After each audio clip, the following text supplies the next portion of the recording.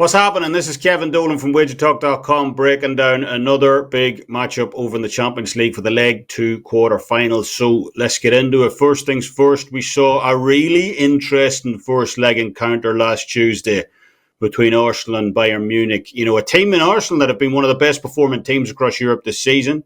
No question about that. Tied at the top of the Premier League currently. Number one in defensive XG across any of the top 5 leagues in Europe this season as well. Number 2 in goal differential also. But, you know, just don't have that same European pedigree as their opponents Bayern Munich possessed, despite how poor of a season it's been for Bayern overall. You know, that contrast in form and history led to a pretty entertaining encounter over the Emirates last week. You know, Mikel Arteta was forced to adjust mid-game in that one in order, you know, to rescue that draw. That coming after Thomas Tuchel was forced to adapt himself after Bukayo Saka's opening goal. So it really highlighted just how tactically acute both of these managers are and, you know, really sets up a fascinating leg two as a result. You know, delving into the numbers of that first leg, both managers felt, you know, the right-hand side was key to winning that game. You know, Thomas Tuchel utilising Leroy Sané down that right flank with, you know, Mikel Arteta unleashing Saka also down Arsenal's right flank as well. And especially in Arsenal's case, it was an absolutely huge bias. You know, almost 62% of all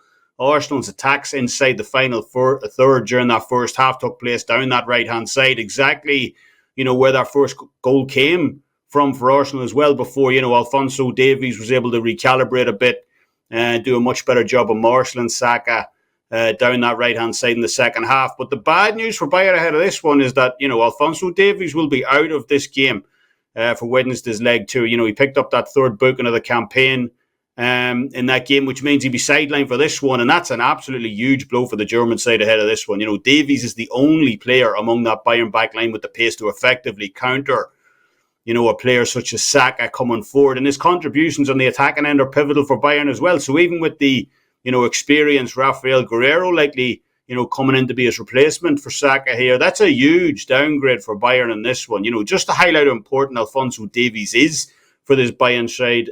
Bayern's loss percentage has increased by 10% this season without Alphonso Davies in the lineup. They score more goals with him on the pitch, 2.7 compared with just 2.0, and they allow 0.2 goals fewer as well. So you simply can't underestimate the absence Bayern will feel here, you know, without Davies in the lineup. A loss compounded even further by the fact former gunner and first leg goal scorer Serge Gnabry will also very likely be out of this one with that persistent hamstring of his. So, you know, Bayern at home, but, you know, arguably missing two of the most important pieces here. So where do we see the value? Before I get into a best bet, I just want to mention WagerTalk's huge 30-day all-access special going on right now over on site. The price on a 30-day all-access pass has been slashed across the next few days, comes out to just $8.30 per day. But as an added bonus, WagerTalk are throwing in an extra 7 days absolutely free as well. So great time to jump on board, not only for Champions League and Europa League, obviously, which is going on right now, but the NBA playoffs are right around the corner as well. Number 2, personally,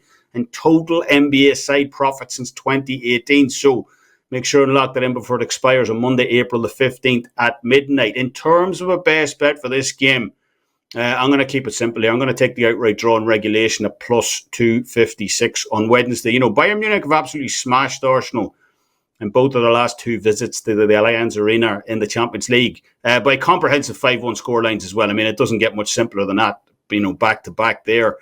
So history is definitely on the German side here. You know, as we said, they have the pedigree in this competition as well. And to be completely fair to Bayern as well, they've massively underperformed this season, you know, metrics-wise. You know, no team across any of Europe's top 5 leagues this year scored more goals, has a higher offensive XG, or has a better expected goal differential per 90 minutes, you know, than Bayern Munich does. So that shows you that, you know, data-wise at least, this is not a team to be slept on, you know, despite the difficult year they've had. That said, you know, pretty much for all the reasons I outlined previously, I'm still fairly bullish on this Arsenal team ahead of leg 2. You know, no Alphonso Davies, as we mentioned, for Bayern in this one, no Serge Gnabry either.